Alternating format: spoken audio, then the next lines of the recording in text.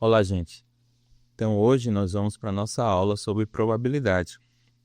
E a leitura básica para essa aula é esse livro aqui, né? Capítulo 3 de O Livro do Porquê, a Nova Ciência da Causa e Efeito, de Judea Pearl e Dana Mackenzie.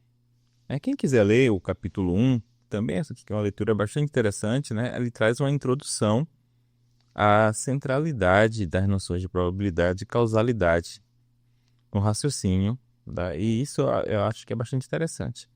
No capítulo 3 do livro de Tom Towley, você também encontra informações interessantes sobre probabilidades e sobre o classificador Naive Bayes, né, que a gente vai falar hoje. E por fim, quem quiser se aprofundar tecnicamente, eu recomendo a parte 4, que vai dos capítulos 3 ao 17 do livro de Russell e Norvig, que trata das principais técnicas probabilísticas de IA.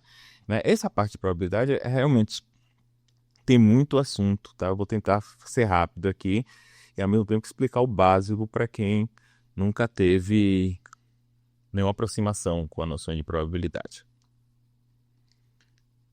Certo, então, além das redes neurais, outro grande motor da revolução moderna da inteligência artificial é o uso de métodos probabilísticos. Esses métodos passam a ser aplicados em diversas áreas da IA, como no aprendizado de máquina, métodos como o Naive Bayes, que a gente vai falar hoje, que utiliza o teorema de Bayes para realizar classificações baseadas em probabilidades condicionais, representação do conhecimento e raciocínio, por exemplo, com redes bayesianas, que a gente vai falar hoje também, que modelam relações causais e dependências probabilísticas entre variáveis complexas, facilitando a tomada de decisão em ambientes incertos.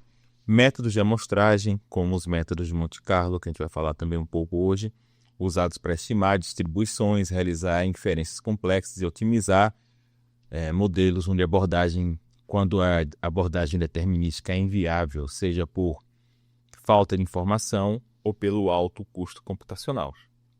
Essas técnicas probabilísticas são empregadas em diversas áreas, como processamento de linguagem natural, visão computacional, planejamento e tomada de decisão na incerteza, nesse caso aqui incluindo processos de decisão markovianos e métodos de Monte Carlo, como no caso lá do AlphaGo, que usa o Monte Carlo Search Tree. Então, o uso dessas técnicas representa uma ruptura em relação à tradição logicista da era de ouro da IA, ao substituir a inferência dedutiva rígida por abordagens baseadas em estatística e teoria das probabilidades. Embora a lógica e probabilidade compartilhem algumas bases, tem algumas coisas em comum, como o uso de proposições simbólicas que podem ser verdadeiras ou falsas, elas diferem na maneira como lida com a incerteza. Aí a logicista pressupõe que o valor de verdade de cada proposição é fixo, é conhecido, ou não é conhecido, Já os métodos probabilísticos assumem que o conhecimento é muitas vezes incompleto, incerto ou até mesmo indefinido, e ainda assim fornecem mecanismos formais para dizer quando agir ou que inferir a partir desse conhecimento parcial. Então essa transição é conhecida como a virada probabilística em IA. Ela marca uma mudança profunda no paradigma da IA, do agente lógico ideal, perfeitamente racional, para sistemas capazes de raciocinar e agir sob incerteza, lidando com conhecimento limitado, ambíguo e contraditório. Afinal, a inteligência real não opera no mundo ideal, mas sim em ambientes ruidosos e incertos. Então, os modelos probabilísticos simulam esse tipo de raciocínio de maneira mais eficaz que os modelos lógicos, permitindo que sistemas de IA enfrentem complexidade e imprevisibilidade do mundo real. Um dos nomes emblemáticos para essa transição é o de Eugene Charniak. Inicialmente um defensor do uso da lógica de primeira ordem no processamento de linguagem natural, Charniak acabou abandonando completamente essa abordagem em favor dos métodos probabilísticos, de métodos estatísticos, vamos dizer assim. Em sua palestra no evento AI 550, Dartmouth Artificial Intelligence Conference, The Next 50 Years, foi em 2006, foi uma comemoração de 50 anos do encontro original. né, na palestra dele nesse evento, ele declarou que a IA logística estava, entre aspas, moribunda, né, e que o processamento de linguagem natural estatística era o único caminho viável para os próximos 50 anos. O ponto de Charniak é que, com o crescimento dos corpora, né, ou seja, da quantidade de dados de texto disponível e o avanço do aprendizado de máquina, a abordagem estatística seria não apenas mais prática, mas também mais eficaz para lidar com as ambiguidades e variabilidades da linguagem humana.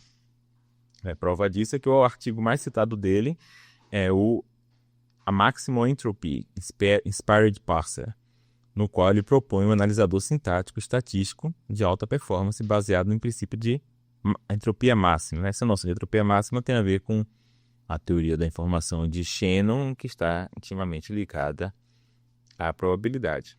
Vale lembrar que o AI @50, né, realizado em 2006, foi um evento comemorativo de 50 anos da conferência fundadora da IA em 56, né, tema que a gente explorou na primeira aula, né? E aqui é uma fotinha desse evento novo, né? Então, estavam presentes nesse evento novo 5 dos caras do evento original, né? Dos 10 do evento original, claro, mais velhinhos. A gente tem aqui, né, o Theodore Moore, o John McCarthy, o Marvin Minsky, o carequinha aqui, Oliver Selfridge e o Ray Solomonov, né, o barbão aqui. E além de nomes da nova geração, como o próprio Charniak, o Stuart Russell e o Peter Novak, do livro Wyman, entre outros, tá? Quis fazer essa foto aí porque eu acho engraçado, interessante, os caras já velhinhos e falando ainda de IA. Tá. Então, um dos conceitos centrais da teoria da probabilidade é de variável aleatória. Um dos conceitos centrais da teoria de probabilidade é o de variável aleatória, né? Ou seja, é uma representação matemática de um aspecto incerto no mundo, né? Cujo valor não é conhecido com certeza, né? Então, dependendo dos valores que uma variável pode assumir, né, a variável aleatória pode ser booleana ou proposicional, né, quando ela pode ter só 2 valores, verdadeiro ou falso. Por exemplo, sei lá, ele pode ter uma variável chuva, pode ser verdadeiro, está chovendo, ou falso, não está chovendo. Elas podem ser discretas, né, ou seja, o inteiro, né, quando assume um número finito ou enumerável de valores. Por exemplo, dado, a variável dado, ela pode ter valores de 1 a 6, né? A gente pensar aqui num dado de 6 faces. Ou você pode ter variáveis aleatórias contínuas, né? Que pode assumir infinitos valores no intervalo. Por exemplo, temperatura, né? Pode assumir qualquer valor, sei lá, entre menos uma coisa e 40, 50. Então a gente pode pensar o seguinte: um evento corresponde a uma variável assumir um valor específico. Por exemplo, o dado tem valor 4. Então, o cálculo de probabilidades quantifica a incerteza sobre o valor de uma variável aleatória, ou seja, a incerteza acerca da ocorrência de algum evento. E o cálculo de probabilidades, ele envolve 2 tipos de probabilidade fundamentais. O primeiro é probabilidade não condicional, vamos dizer assim, ou probabilidade marginal, às vezes é chamada de probabilidade inicial ou prior, seria algo desse tipo aqui, ó. Probabilidade do dado cair 2. Probabilidade de dado igual a 2, que a gente sabe aqui no caso que é 1/6, né? Existe 6, vamos dizer que o dado ele não seja viciado, seja um dado justo, ele pode cair de 1 a 6. Então, tem 6 possíveis outcomes, né? 6 possíveis resultados, dos quais 1 é cair 2. Então, por isso que a probabilidade aqui é 1/6. E a gente pode pensar também em probabilidade condicional, que a gente poderia escrever algo tipo assim: a probabilidade do dado ter caído 2, dado que, essa barra aqui vertical é dado que ele é par. O dado é par. Ou seja, dado que ele caiu 2, 4 ou 6, qual é a probabilidade de ter sido 2? Aí aqui no caso é 1/3, né? Porque tem 3. Dado que o dado é par, ele tem três possibilidades do dado ser par. Dessas três, uma ele é 2. Então, por isso aqui o resultado é 1/3. As regras básicas da probabilidade são definidas pelos axiomas de Kolmogorov. É um russo, né? Kolmogorov. São 3 axiomas. O primeiro axioma é o axioma da não negatividade, ou seja, probabilidade. Aqui eu vou escrever probabilidade de A, tá? Pense aqui que é A ser igual a A ter um valor qualquer. A probabilidade de A é sempre maior ou igual a 0. Por isso que é o axioma da não negatividade, né? Não tem probabilidade negativa. O segundo axioma é que a probabilidade de um evento que é certo, né? Por exemplo, a probabilidade de true. Né? True é sempre verdadeiro, né? Então a probabilidade de true é 1. Essa aqui é a probabilidade máxima. E por fim, né? Tem o axioma da aditividade, que ele diz o seguinte: né? Existem maneiras mais complexas de expressar esse axioma, mas vamos dizer assim, ó, a probabilidade de ocorrer A ou B, né? Vamos ver essa união aqui para A ou B. Por exemplo, qual a probabilidade do dado cair 2 ou 3? É a probabilidade dele cair 2 mais a probabilidade dele cair 3 menos a probabilidade dele cair 2 e 3. Claro que nesse caso a probabilidade dele cair 2 e 3 é 0, né? Mas em outros casos, não, né? Então qual a probabilidade de Danilo ser baiano? Danilo sou eu, né? Danilo ser baiano ou ele ser professor. É a probabilidade de ser baiano mais a probabilidade de ser professor, né? Vamos ver a quantidade de baianos que tem no total dos brasileiros ou no total da humanidade. É a probabilidade mais a probabilidade de ser professor. Vamos pegar total da quantidade de professores sobre o total dos brasileiros ou da humanidade, menos a probabilidade dele ser os dois. Por que eu estou fazendo esse menos a probabilidade de ser os dois? Vamos dizer o seguinte, olha só. Aqui é o conjunto dos casos das pessoas que são baianas. Aqui é o conjunto das pessoas que são professores. Quando eu falo a probabilidade de A, eu estou considerando esse conjunto aqui. Quando eu falo a probabilidade de B, eu estou considerando esse conjunto aqui. Perceba que essa interseção aqui, eu considerei 2 vezes. E essa parte aqui, menos A inter B, probabilidade de A inter B, é diminuindo isso aqui para contar só uma vez. Né? Então, ao fazer isso daqui, eu contei esse conjunto aqui, né? Sem contar 2 vezes o meio, certo? Claro, se 2 eventos são mutuamente exclusivos, né? Esse é um termo importante, como, por exemplo, o dado dá 2 e o dado dá 3, não ocorre ele dar 2 e 3 ao mesmo tempo. Então, esse meio aqui, ele é vazio, né? Então, eu posso contar ele 2 vezes, porque ele é 0. Né? Então, nesses casos, quando os 2 eventos são mutuamente exclusivos, a probabilidade de A ou B é simplesmente a soma da probabilidade de A e a probabilidade de B. Tá? Mas, no geral, a probabilidade de A ou B é a soma da probabilidade de A mais a probabilidade de B menos a probabilidade de A inter B. No caso do dado aqui, né, a probabilidade de dar 2 ou 3, uma jogada de dado, é 1/6 mais 1/6 menos 0, porque ele não pode dar 2 e 3 ao mesmo tempo, isso aqui vai dar 1/3. Então, a probabilidade dele dar 2 ou 3 é 2 resultados em 6, né, que dá 1/3. Existe uma definição, a relação entre probabilidades condicionais e probabilidades marginais ou não condicionais é a questão discutível. Mas existe uma definição de uma probabilidade condicional em termos de probabilidades marginais, que é a seguinte: a probabilidade de A dado B é igual a probabilidade de A e B sobre a probabilidade de B, certo? Daí se segue, então, que a probabilidade de A e B, né, multiplicando isso aqui por K, né, ou, na verdade, multiplicando os dois lados por probabilidade de B, vai dar probabilidade de A dado B vezes probabilidade de B. tá? Então, essa aqui é a definição de probabilidade condicional em termos de probabilidade não condicional. E aqui, daí se segue a fórmula para saber a probabilidade de A e B. Dada a probabilidade de A e a probabilidade de... probabilidade de A dado B versus a probabilidade de B. Se A e B são dois eventos independentes, ou seja, a ocorrência de um não altera a probabilidade do outro, então, nesse caso, a probabilidade de A dado B vai ser igual à probabilidade de A, né?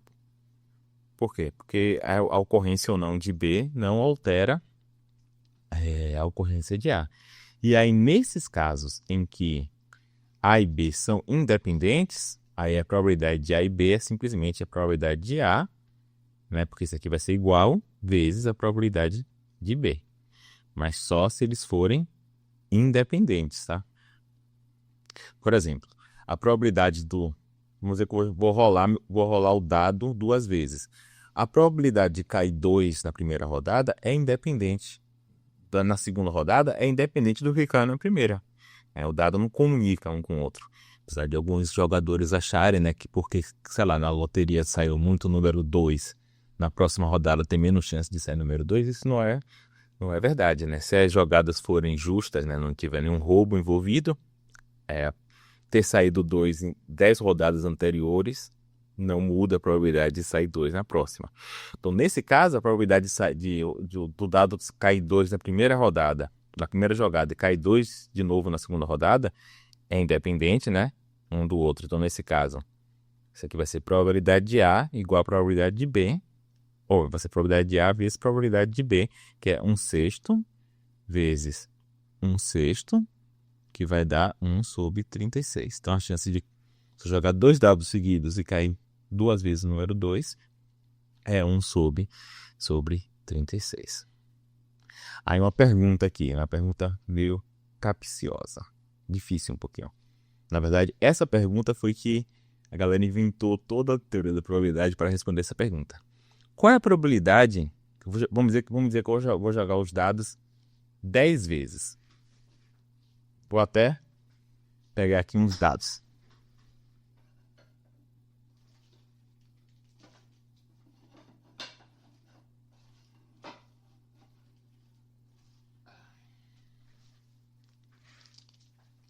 Aqui.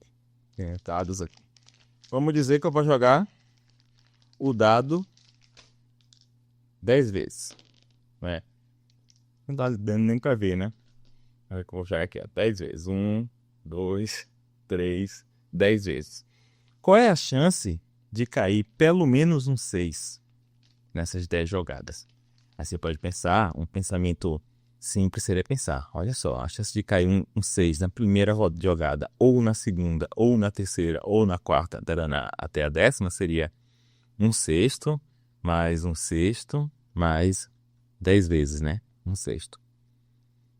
Só que não pode ser, né, gente? Perceba que, nesse caso aqui, essa soma dá mais de 1. Né? Porque quando chegar na sexta, vai ser 1/6 6 vezes, vai dar 1. Eu vou continuar na 7ª, na 8ª, então vai dar mais de 1? Não pode, né? A probabilidade máxima é 1. Então, não é assim que calcula. Por que não é assim que calcula? Porque a probabilidade de cair pelo menos um 6... Se cair pelo menos um 6 na 10ª rodada, não é independente da primeira. Né? Então, não são probabilidades mutuamente exclusivas, né? Pode cair um 6 na primeira e cair um 6 na 10ª, né? Pode cair mais de um 6. Então, aqui a maneira correta de calcular é o seguinte, é você pegar 1 menos a probabilidade de não cair um 6 em todas as rodadas. Qual é a probabilidade de não cair um 6 na primeira rodada? 5/6, né? Se cair 1, 2, 3, 4, 5, menos o 6. Então, a probabilidade de não cair um 6 em nenhuma das 10 rodadas é 5/6 dividido vezes 5/6, vezes 5/6, vezes 5/6, 10 vezes. Né? Então, essa probabilidade de não cair nenhum 6. A probabilidade de cair pelo menos um 6 é a negação dessa probabilidade, que vai dar 1 menos 5/6 a décima, que vai dar aproximadamente 0,8385, ou seja, 83% de chance, tá?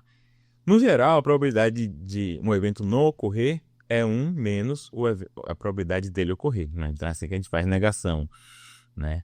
Então a probabilidade... Por quê? Porque a probabilidade do evento A ocorrer ou do evento não A, né?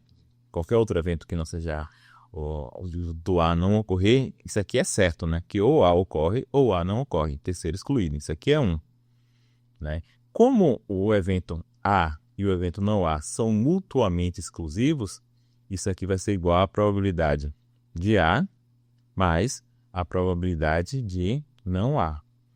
Então, eu jogando isso aqui para o lado de lá, vai dizer que a probabilidade de não A é igual a 1 menos a probabilidade de A. Então, foi isso que eu fiz aqui. A probabilidade de não A, ou seja, de cair pelo menos um 6, é 1 menos a probabilidade da negação. A negação de caiu pelo menos um 6 não caiu nenhum 6. Tá? Beleza, né? Então, a partir dessas noções aqui de probabilidade, podemos introduzir um conceito muito importante no aprendizado de máquina, que é o conceito de correlação. Tá? Uma maneira comum de medir a correlação é pela correlação de Pearson, né, que quantifica a força da relação entre duas variáveis. E essa noção é definida em termos de probabilidade, né? Eu não vou ficar entrando aqui na matemática sempre. E o valor de correlação varia entre -1 e 1. Tá? Um valor maior que 0 indica uma correlação positiva. Ou seja, se eu tenho dois eventos positivamente correlacionados, a ocorrência de um evento aumenta a probabilidade do outro evento ocorrer. A ocorrência do outro evento aumenta a probabilidade desse evento ocorrer. Então, por exemplo, se a correlação entre renda e gastos for de 0,9, quase 1, né? Um aumento de R$1.000 na venda reflete no aumento de R$900 em gastos. Se a correlação for 0, indica a ausência de correlação, né? As variáveis não têm relação aparente. A probabilidade delas são independentes uma da outra. Você aprender sobre uma não te diz nada sobre a outra. E já se a correlação for menor que 0, você tem uma correlação negativa.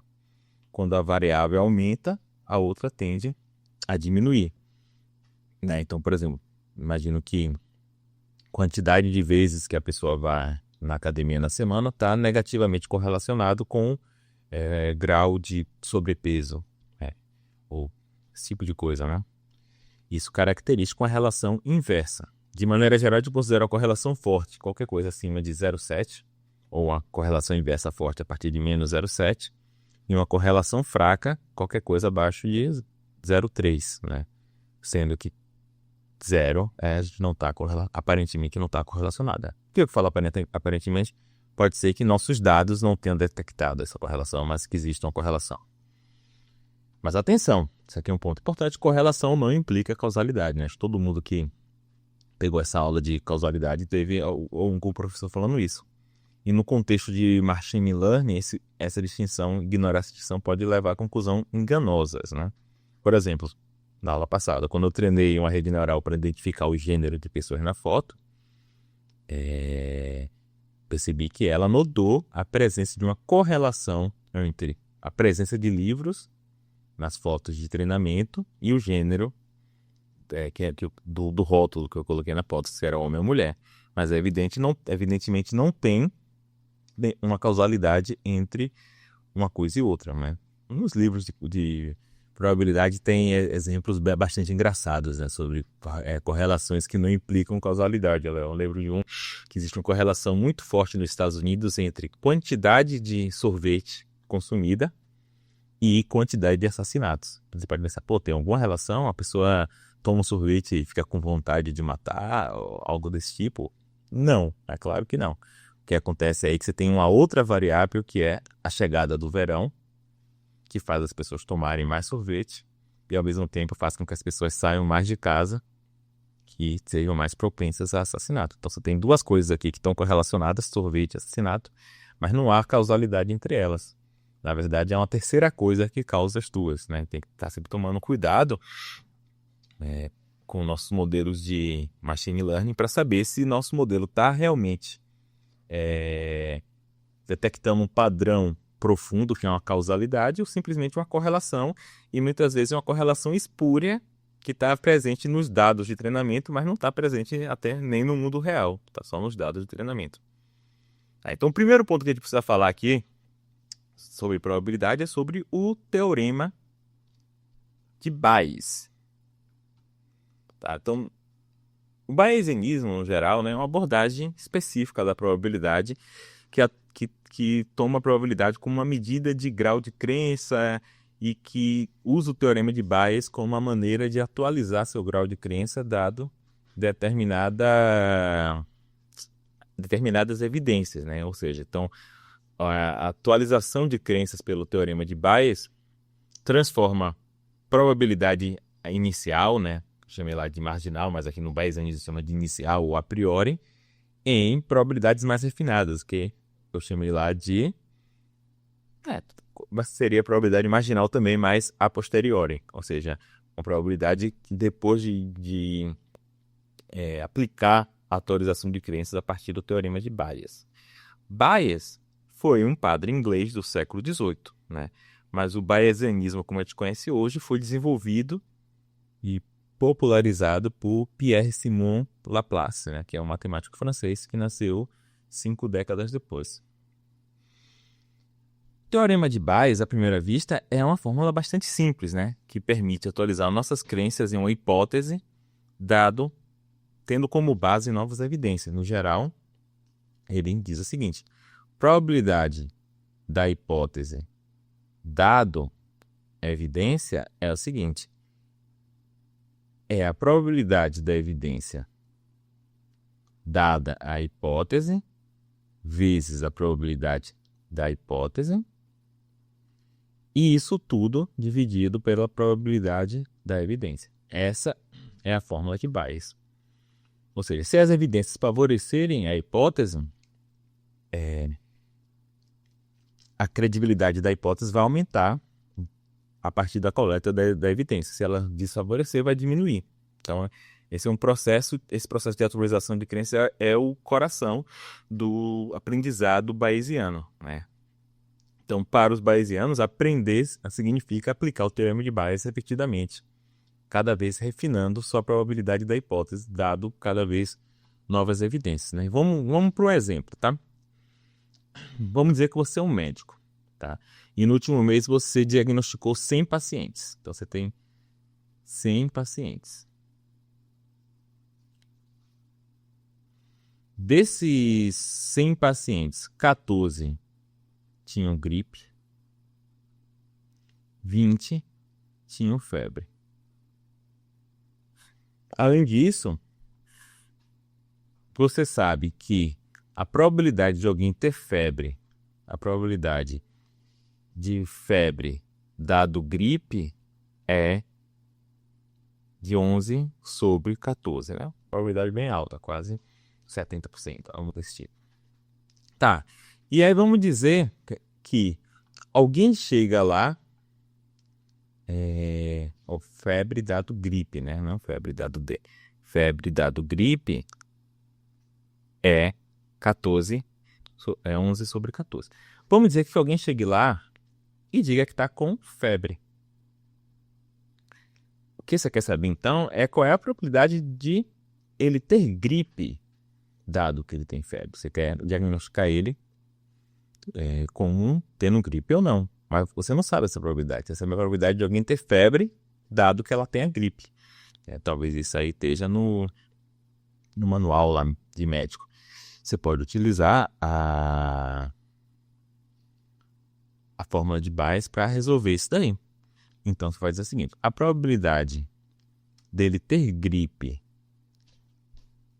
dado que ele tem febre, é igual à probabilidade dele ter febre, dado que ele tem gripe, vezes a probabilidade dele ter gripe, sobre a probabilidade dele ter febre. Essa probabilidade, a gente poderia estimar a partir dos nossos dados, né? Então, por exemplo, dado que dos meus 100 pacientes, 14 têm gripe, então a gente pode pensar que essa probabilidade aqui é 14%. Né? Claro, se eu tivesse uma amostragem maior, eu poderia ter uma estimativa aqui melhor. Mas para o bayesiano, a probabilidade sempre é a estimativa do meu grau de incerteza, né? Então, meu grau de certeza ou de incerteza. Então, eu posso começar com essa probabilidade aqui e ele acha que eu vou refinando essa probabilidade a partir do momento que eu vou tendo mais evidência. Então, não há a probabilidade. Há sempre a probabilidade dado a evidência que eu tenho. A probabilidade dele ter febre, aqui no caso seria 20%, né? 20 em 100. E a probabilidade de ele ter febre dado gripe é essa daqui, né? Que é 11 sobre 14. Vou botar aqui em 14 sobre 100, né? E aqui eu vou botar 20 sobre 100. Vou botar assim porque acho que vai ser mais fácil de calcular. Por quê? Porque aqui, ó, posso cancelar esse com esse. Aí vai dar 11 sobre 100 sobre 20 sobre 100. Né? Como eu estou dividindo aqui duas frações, eu vou multiplicar invertendo uma, que está 11 sobre 100, vezes 100 sobre 20. Cancela. 11 sobre 20. Então, a probabilidade de alguém ter gripe, dado que ele tem febre, dado esses dados que eu tenho, é de 11 sobre 20, ou seja, 55%. Então, esse exemplo mostra um ponto essencial. Nesse caso específico, a gente sabe a probabilidade do efeito, né? Ou seja, febre, dada a causa gripe, mas o que a gente quer saber é a probabilidade da causa gripe, dado o efeito febre. E fazer essa passagem é algo que o teorema de Bayes deixa a gente fazer. Show. Então, para reduzir o número de probabilidades a ser estimadas, a gente precisa fazer suposições simplificadoras, como assumir, por exemplo, que efeitos são independentes entre si, dado suas causas. Ou seja, ter febre não altera a chance de ter tosse, uma vez que a gente sabe que a pessoa está com gripe. Claro, se a gente não sabe que a pessoa está com gripe, ter febre e tosse estão correlacionadas. Afinal, quem tem febre tem mais chance de tossir. A suposição aqui é que, conhecendo a causa, gripe, a febre não informa nada de novo sobre a tosse e vice-versa. É isso que a gente chama de independência condicional. De fato, variáveis como febre e tosse podem estar correlacionadas de formas complexas, né? Mesmo sabendo a causa. Então, às vezes, dependendo do tipo de tosse, mesmo a pessoa estando com gripe, dependendo do tipo de tosse, talvez isso aumente a chance dela ter febre, né? Você pode ter relações mais complexas no mundo real. Então, uma maneira aqui é a gente simplesmente assumir que, dado o conhecimento das causas, tudo é independente. Então, a gente, naquela nossa conta lá, a gente cortaria várias daquelas probabilidades condicionais, porque, dada a causa, no geral, a gente pensaria o seguinte, ó. Probabilidade da pessoa estar com sintoma 2, dado que ela está com sintoma 1 e a causa, né? É igual à probabilidade dela estar com sintoma 2, dado a causa. A hipótese, no caso. A gente vai simplesmente ignorar isso aqui. Né? Então, a gente vai conseguir ignorar, tá vendo? Aqui, ó, a gente vai conseguir ignorar tudo isso aqui. E aqui faltou a hipótese, né? Vai ignorar tudo isso. Ignorar isso aqui, vai ficar só com a hipótese. Então, corta vários, supondo que a hipótese é a causa, tá? Estou misturando aqui duas questões, causa e efeito, hipótese e evidência. Vai cortar vários fatores daquela conta. Então, o Naive Bayes é um algoritmo de aprendizado supervisionado usado principalmente em tarefas de classificação. Né? Sua base teórica aqui é exatamente o teorema de Bayes, aplicado com uma suposição forte, e geralmente realista, da independência condicional entre os atributos, né? Então, tudo é independente dada sua causa. Nesse caso, a independência geral é assumida de forma geral, né? Todos os atributos são considerados dependentes entre si, uma vez que se conhece a classe que ele está.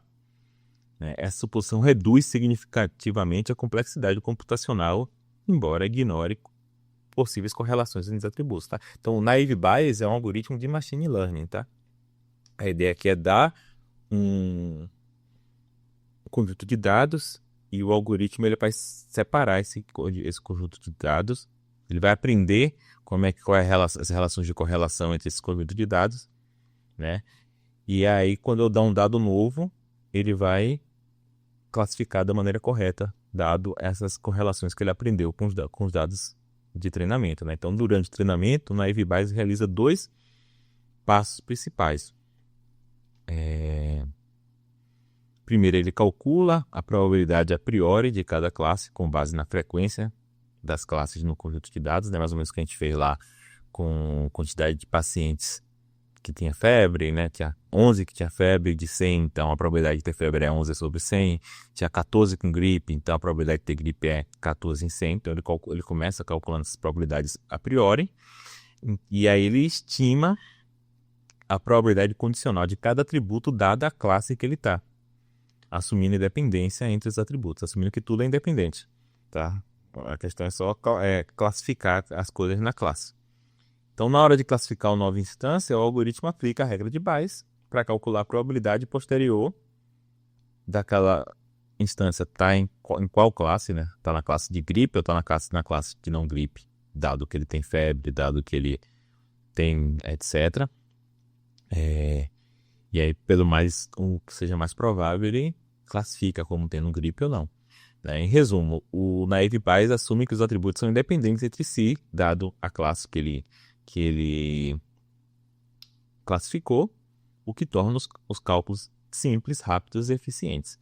Para entender como é que o Naive Bayes funciona na prática, vamos pegar aqui, ó. Vamos imaginar que nós somos um site de comércio eletrônico, tá? E a gente tem aqui um grande banco de informações sobre as práticas de compra dos nossos clientes, tá? Então a gente tem esse banco de para cada compra, né, para cada cliente, a gente tem no banco de informação se aquele cliente recebeu desconto ou não, se ele avaliou o produto como sendo um bom produto ou não, e se ele comprou ou não, tá? Então, nesse caso, a gente vai considerar compra como o nosso evento-alvo. A gente quer saber quais clientes vão estar na categoria provável comprador e qual cliente vai estar na categoria não vai estar na categoria de provável comprador. E aqui a gente está assumindo que a avaliação do produto ser alta ou baixa é independente dele ter recebido desconto ou não. Perceba que isso aqui é uma suposição irreal, né? Quando você compra um produto mais caro, sem desconto, você é mais exigente, né? Quando você compra um produto com desconto alto, você pensa, realmente o produto não é tão bom assim, mas eu tive 90% de desconto, então não estou muito ligando, né? Aqui a gente vai assumir que não importa a relação entre avaliar o produto e ter desconto, eles são independentes, dado que eu sei a relação entre comprar e avaliar e a relação entre comprar e ter o desconto. Então, a partir desses dados, a gente vai montar umas tabelas de frequência que mostram quantas vezes um produto com determinada avaliação foi comprado ou não, né? Então, essa tabela aqui, 3.2, apresenta uma parte desse conjunto de dados. Com base nela, podemos organizar a informação em tabelas de frequência, como mostrado na 3.3 e 3.4. Então, aqui a gente sabe a frequência de que a pessoa... Você perceba, aqui, né, eu tenho 3 variáveis. Aqui ele já separou, né? Aqui é a relação entre compra e desconto, entre compra e avaliação, né? Ele nem se importou em saber se essa compra aqui foi com desconto ou não para avaliação. Ele nem quer saber se o desconto influencia na avaliação, se a avaliação influencia no desconto. Ele simplesmente pegou esses dados que estão aqui e separou aqui, ó. Então, olha só. Então, você vê, ó, quantos compraram? 24. Aí se eu contar aqui, 1, 2, 3, 4, 5. Aqui é só uma parte, né? Então, vamos dizer que aqui essa tabela continua e tinha 24 pessoas que compraram e 6 pessoas que não compraram. Dessas 24 que compraram, 19 tinha recebido desconto. Aqui acho que devia ser não, né? 5 não recebeu desconto. Das pessoas que não compraram, 1 recebeu desconto e 5 não receberam desconto. Imagino que seja isso. E aqui até a relação entre compra e avaliação do produto. Dos 24 que compraram, 21 avaliaram bem e 3 avaliaram mal. Acho que a avaliação aqui é prévia à compra, né? Dos que não compraram, 2 avaliaram bem e 4 avaliaram mal. Aí tem só os totais.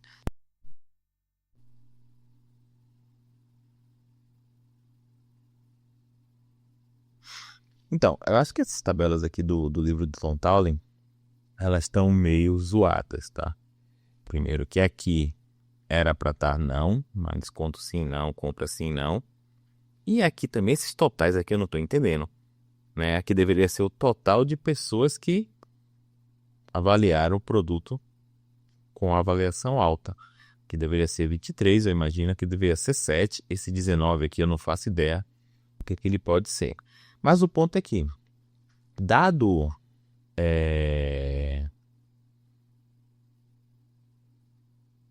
que eu tenho essas tabelas, eu consigo estimar várias probabilidades. Eu consigo estimar a probabilidade da pessoa comprar,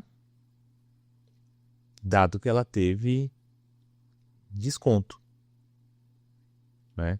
Então, se ela teve desconto, teve 20 pessoas que teve desconto e 10 que, né? É estranho esses números aqui, né? Então, a ideia que seria que ter o desconto, ele aumenta muito sua chance de comprar. Não ter o desconto, parece que não aumenta nem diminui, tá? Eu não vou nem falar a probabilidade aqui, porque eu acho que essas tabelas aqui estão meio estranhas.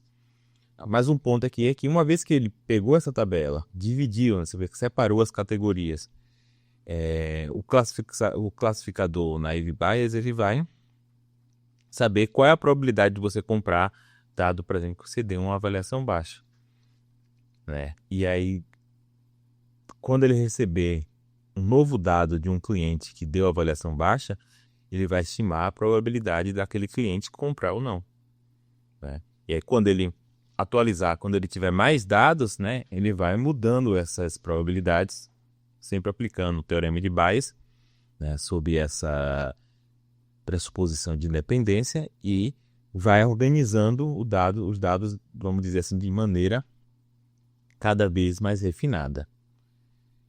Certo. Então, não se sabe direito quem criou o Naive Bayes, né? Ele aparece sem atribuição em um livro de reconhecimento de padrões de 73, mas só ganhou destaque nos anos 90, quando foi notado que, surpreendentemente, o Naive Bayes frequentemente superava modelos mais complexos, né? Que têm simplificações menos bizarras, né? Apesar da suposição simplificadora dele. E aí o algoritmo foi popularizado por David Heckman, que era um médico pesquisador, que comparou o spam de e-mail, a uma doença cujos sintomas, né, os sintomas de spam, são palavras presentes no e-mail, como Viagra e free, né, de graça, né? Antigamente tinha muito esse e-mail de spam, né, que é aumentar seu órgão sexual, e imagino também de Viagra e tal. Então ele percebeu qual é a porcentagem dos e-mail, uma estimativa da porcentagem das mensagens que tem essa palavra. Então, a porcentagem das mensagens que são e-mail, que são spams dado essa palavra, essas palavras aí começou a alimentar o Naive Bayes. E aí, até hoje, esse algoritmo é muito utilizado em detector de e-mail, de spam. Tá? Então, além da eficácia, o Naive Bayes é extremamente rápido, né? Treinar o modelo envolve basicamente contar quantas vezes, né? É isso que ele faz, ele conta. Dada o universo das pessoas que receberam desconto, quantas compraram. Logo, a probabilidade de comprar, dado que recebeu desconto, é a quantidade de pessoas que compraram e receberam desconto sobre a quantidade de pessoas que receberam o desconto. Então é uma conta muito simples, né? E então é um dos algoritmos, é um algoritmo de aprendizado de máquina que não envolve redes neurais, tá? O backpropagation é um algoritmo de aprendizado de treinamento de rede neural. Esse aqui não necessariamente, esse aqui pode ser, eu posso ter uma IA simbólica e eu simplesmente aplico esse algoritmo para atualizar meu banco de dados, né? E classificar. Então, vou ter minhas regras fixas. Se a chance de comprar for maior que 80%, classifique esse cara como possível comprador. Coloque ele na minha rede de spam, que eu vou ficar ligando para ele o dia todo da central telefônica. E o algoritmo de aprendizado aqui, ele vai modificar a base de dados, vai modificar as probabilidades. O cara, ele... dizem que o pessoal central telefônica às vezes liga para você, né? Não fala nada, dá uns 5 segundos e desliga, né? Aí parece que se você falar alguma coisa, ele computa como sua linha estando ativa. E isso aumenta a chance deles te ligarem, porque eles não querem perder tempo ligando para linhas que não são ativas. Então, esse tipo de coisa que o Naive Bayes faz, né? Sempre com essa idealização bem simplificadora de que, dado suas causas, né? Dado o e-mail ser spam, a chance dele ter a palavra Viagra não aumenta a chance dele ter a expressão príncipe nigeriano. Né? Quando às vezes não é o caso, né? Às vezes você tem uma expressão, pode aumentar a chance de você ter a outra, mesmo você sabendo que é spam. Tá, então as posições irrealistas do Naive Bayes, especialmente a independência completa entre os atributos, podem ser relaxadas parcialmente sem cair de volta no problema de modelar todas as combinações possíveis de efeitos, né? A solução está nas redes bayesianas, uma estrutura poderosa que generaliza o Naive Bayes ao permitir representar dependências reais entre variáveis de forma controlada e eficiente. Né? Então, você pode falar assim, aqui você tem uma dependência que você não pode deixar de levar em conta, essa outra você pode. Esse modelo foi popularizado por Judea Pearl, como eu falei na outra aula, né? Na aula 4, eu espero que vocês tenham lido o livro dele, né? Que uniu a teoria da probabilidade com a teoria dos grafos para criar um paradigma de raciocínio probabilístico. Né? As redes bayesianas representam variáveis como nós. Deixa eu abrir aqui uma rede bayesiana para a gente dar uma olhada. Então, representa variáveis como nós, né? Aqui, os nós são as variáveis. Chuva, probabilidade de estar chovendo ou não. O sprinkler, aquele negócio, como é que chama em português? Aspersor, aquele negócio para molhar a grama, tá ligado ou não, e a grama tá molhada ou não. Então, os nós são as variáveis aleatórias. As setas, né? Pra você ver que aqui não é uma seta, é uma relação causal. Então, a chuva causa, né? Nem causa, afeta a probabilidade do sprinkler tá ligado. Na verdade, aqui é uma relação inversa, né? Quando a chuva tá chovendo, provavelmente as pessoas não ligam o molhador de grama e a chuva aumenta a probabilidade de estar com a grama molhada. Já o sprinkler aumenta a probabilidade da grama estar molhada, mas é irrelevante para chover ou não, né? Se ligar seu aspersor, não aumenta a chance de chover ou não. Então, vou ser bem sucinto em relação às redes bayesianas, porque eu estou supondo que vocês leram o material, né?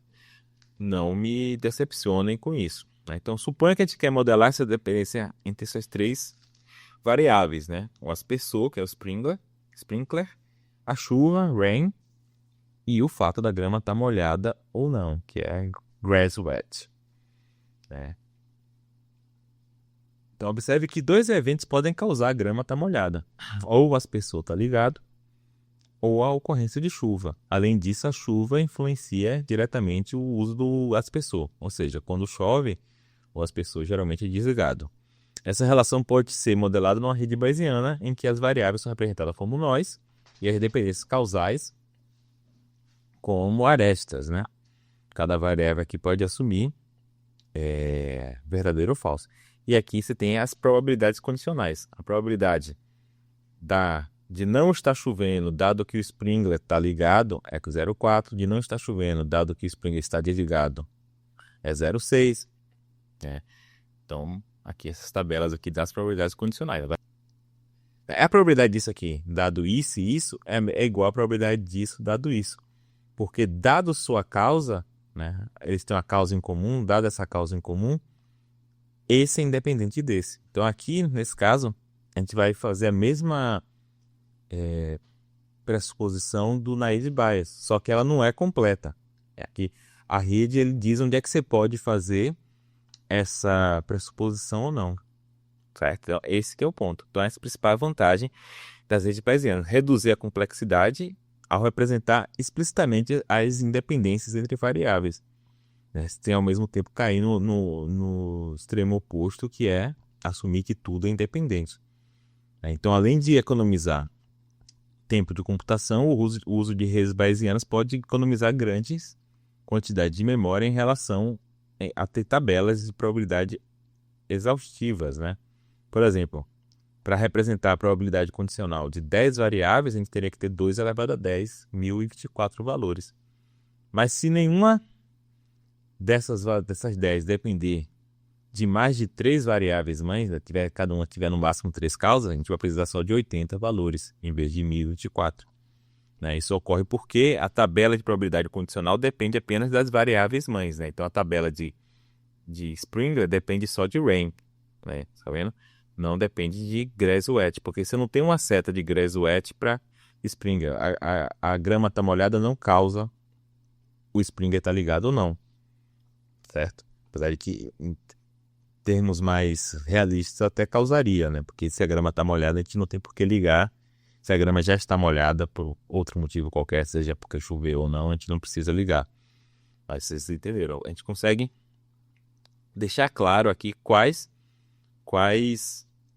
variáveis influenciam na outra ou não. Então a rede bayesiana decompõe um problema em partes menores e evita calcular todas as combinações possíveis, tornando a inferência mais eficiente. O modelo pode responder perguntas sobre a presença de uma causa dado o efeito, a chamada probabilidade inversa, né? Ou então fazer perguntas do tipo intervencionista. Tipo, qual é a probabilidade de chover dado que molhamos a grama? Aqui no caso a gente sabe que molhar a grama ou não influencia na probabilidade de chuva, que eu não tenho uma seta de grama para chuva.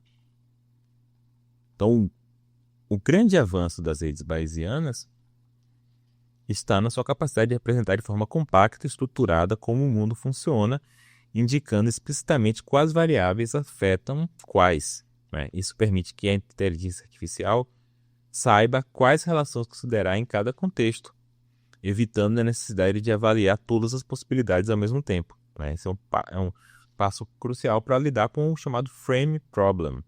O frame problem é a dificuldade enfrentada por sistemas inteligentes de entender quais aspectos do mundo mudam com a ação e quais permanecem iguais. Por exemplo, se um robô empurra uma caixa, ele precisa saber que a posição da caixa mudou, mas que a cor da caixa, a posição das paredes, o estado da luz, provavelmente continua o mesmo. Então a pergunta central é: como ensinar um IA a focar apenas nas mudanças relevantes sem considerar todo o restante ao mesmo tempo? Então, ao especificarmos as dependências causais de uma rede bayesiana, estamos ajudando o computador a saber o que afeta o que, reduzindo drasticamente a complexidade do raciocínio. Outro campo em que a probabilidade se tornou essencial foi nos métodos de Monte Carlo, uma família de técnicas que utiliza amostragem aleatória para estimar a solução de problemas complexos. Uma vez que, em vez de buscar uma resposta exata, esses métodos simulam cenários e analisam os resultados. Essa é uma boa ideia quando o cálculo da resposta exata é inviável, seja porque pela presença de muitos fatores e alta incerteza, seja por limitações de cálculo ou capacidade computacional, ou porque é muito difícil, algo desse tipo, né? Vamos um exemplo aqui bem simples, um exemplo clássico de método de Monte Carlo. Suponha que você quer estimar a área de uma figura irregular. Tudo bem, aqui é um círculo, né? Uma figura mais ou menos fácil de calcular. Então, a solução odiosa é utilizar o método de Monte Carlo, né? Eu quero saber a área desse círculo, eu não sei calcular a área do círculo. Então, eu coloco o círculo inscrito num quadrado, né? Vamos dizer que esse quadrado aqui tem área 1. Então, eu sei calcular a área do quadrado. Se ela tem 1 metro por 1 metro, ele tem área 1 metro quadrado. E eu quero saber qual é a área do círculo. Eu sei que o quadrado aqui tem 1 metro quadrado e o círculo não tem menos, porque ele está dentro do quadrado, mas qual é a área do círculo? Então, a gente pode... O método de Monte Carlo seria eu lançar vários pontos aleatórios, né, sendo que eu tenho alguma maneira de saber se o ponto caiu dentro do círculo ou não. Né, talvez eu tenha a equação que gera o círculo. Né, eu consigo fazer o computador dizer se o ponto caiu dentro do círculo ou não. E então eu vou lançando centenas, milhares, milhões de pontos e eu vou vendo a porcentagem dos pontos que caíram dentro em relação ao total. Então, essa porcentagem vai dar uma aproximação da área do círculo. Quanto mais pontos eu lançar, mais precisa será a estimativa, né? Cada vez melhor, aproximando mais da estimativa real, né? Mas nunca alcançando. Tá? Até porque o π é até um número irracional, né? Não tem como você calcular ele com precisão total. Então, esse tipo de estratégia revela a essência dos métodos de Monte Carlo, usar simulações e estatística para obter aproximações robustas. Né? É uma abordagem simples, porém poderosa, que pode ser aplicada a diversos problemas de IA, como prever resultados, estimar probabilidades e tomar decisões e fazer inferências probabilísticas. Né? Um exemplo famoso de tomada de decisão probabilística é o Monte Carlo Tree Search, né? Que o AlphaGo, que a gente falou na aula 5, utiliza, né? Então, ao invés dele pegar e abrir a árvore de possibilidades, né? Então, se eu jogar o cavalo aqui, em Go, né? Não é xadrez, mas bora pensar que é xadrez. Se eu jogar o cavalo aqui, então o cara pode mexer o primeiro peão, pode mexer o segundo, e aí essas probabilidades vão abrindo, né? Se eu jogar o cavalo e ele mexer o primeiro peão, mas a próxima jogada pode ser essa, e aí também tem mais 10 possibilidades dele reagir, isso aí vai abrir nessa árvore. Então, em vez dele sair percorrendo a árvore a partir de alguma ordem, né, por ser um método de Monte Carlo, ele pula para pontos aleatórios da árvore. Ele pula para pontos aleatórios e percorre a partir daquele ponto aleatório. Claro, milhões de vezes, né? Como aqui você fez aqui nos pontos, ele vai fazendo isso milhões de vezes. Mas como ele não pode checar toda a árvore, porque é muito grande, e ele sempre do mesmo jeito pode levar a um resultado pior, ele vai checando, ele checa uma quantidade mais ou menos igual toda a jogada, mas de onde ele começa é aleatório. Né? Então isso é um método. Daí tem vários começos aleatórios, milhões de começos aleatórios. E se estima, se eu aumentar esses começos aleatórios bastante, eu vou aproximar o resultado de se eu tivesse checado toda a árvore. Do mesmo modo que se eu aumentar o número de pontos aqui, eu vou aproximar a área do círculo. Tá? Então, isso daqui é um método de Monte Carlo. Né? Esses métodos são eficazes quando o espaço de possibilidade é muito grande e quando o comportamento do sistema é não determinístico. Né? Obviamente, se ele jogar de novo, né, dado que ele tem esse grau de aleatoriedade na escolha dele, a escolha não vai ser a mesma necessariamente. Mas isso aí, né, a gente viu lá que o AlphaGo ganhou de todos os outros jogadores. Né? Então, isso daí melhora a eficiência do computador. Então, o ponto é que sem a probabilidade, seja no Bayes, seja na rede bayesiana, seja no Monte Carlo, a IA teria continuado presa naqueles mundinhos artificiais, né, da IA logicista, onde tudo era muito controlado, a explosão combinatória era controlada, né, e não conseguiria dado o passo adiante para aplicações ao mundo real. Tá? Então é isso, vamos ficar por aqui. Um abraço, tchau.